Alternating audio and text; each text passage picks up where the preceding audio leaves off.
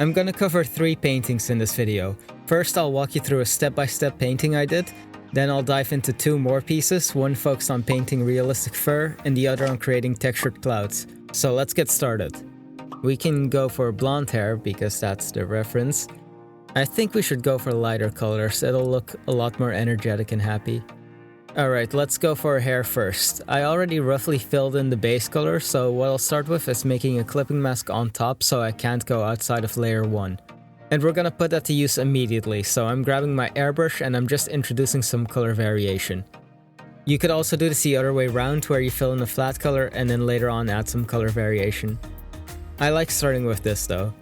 And then I'm swapping to my watercolor brush to lay in some hard edges. It's a shadow, so I've made the value darker and made it more saturated. You can see I didn't select a different color for this on the color wheel. That's because when I applied my airbrush, I pressed down very lightly, which means that I used a very saturated color on low opacity, and that effectively makes the color less intense. An issue people run into a lot when they learn coloring is that they select colors that are too saturated. I've already made a coloring video where I go over this, so I won't explain it too much here, but every color is linked through gray. And gray is just every color but the saturated, so avoid using too many very saturated colors as they'll start to clash with each other. Something you can do to practice it is to find an image you like and just move over it with the color picker so you'll get a feel for whereabouts you should be picking your colors. Also, speaking of plugs, I actually did this live in our Discord, so if you want to join me for that in the future and ask questions directly, join the Discord. I don't know if I can post links yet, but if not, it's the Xcal Art Tips Discord. Also, whilst you're in the description, subscribe and like the video. It gives me an incentive to post more than once every 10 months. How has it been 10 months? Another thing you'll notice is that the color of the bangs is very similar to the skin color. That's something that's used a lot to make the transition between the face and hair softer. You can apply this to other things as well. I usually apply it to where the clothes transition to the skin, to make the art feel softer and give a kind of glow to the skin. Here, I'm explaining that doing a rough fill helps me a lot since areas that aren't completely filled in give it some 3D form in the early stages. And if I end up wanting to fill in that area later, I can either fill it in on the layer that everything is clipped to, and have every clipping mask instantly affected, or I can paint it back in when I create a layer above everything. So you don't have to be too precise with it if you want to paint faster. You can also see that I'm drawing on a giant canvas, and the benefit of that when you're posting the drawing at a smaller size is that it will compress some of the pixels, so that's one of the ways you can also speed up getting a perfectly filled area inside the line art. Now I'm explaining how I'm plotting the light and shadow, but I used gray for both the light and shadow, so it's really not clear without the original audio. But the main takeaway is keep your lighting consistent and try to think of your drawing as 3D forms instead of a 2D image. I also added a gradient to the hair. This is a more extreme example of what I said with the color variation, with it going completely to a different color than yellow, but the rules still apply. I start with an airbrush to get a feeling for what would look good on her, how far the gradient should go and how strong the gradient should be. Then I go back in and add some harder edges, since the hair isn't one giant blob but a collection of individual hair strands.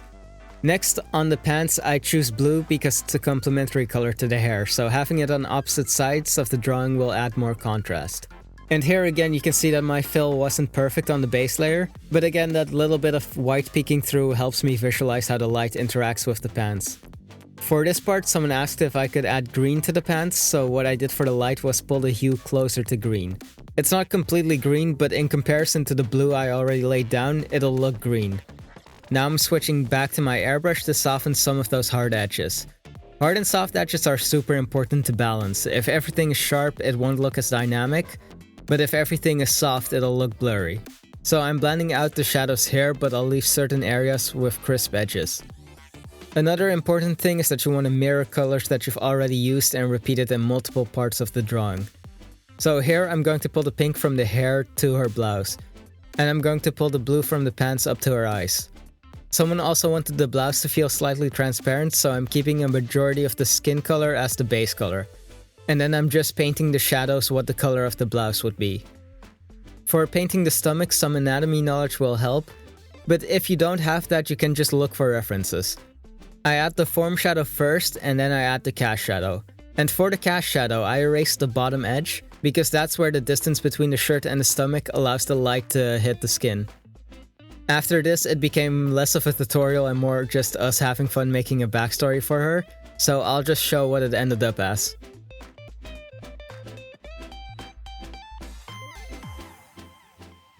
Next up, the red fox, or as we named him, Tohmo. The main thing to always keep in mind is different types of contrast. If everything is equally textured, nothing will stand out. And I really want to make the viewer focus on Tohmo, so for my background, I used an airbrush. That creates an area that's smooth and an area of texture for the fox. When I then paint the fur, it won't blend into the background. Then I add a quick sketch that captures the shape. Since I had a color layer underneath, I can use pressure opacity without making it look blurry because there's a defined outline. Then I render the fur by adding smaller details. Notice that I also go over the sketch lines so it looks more realistic. The snow at the top is in focus and the snow at the bottom is slightly blurred to make you look up.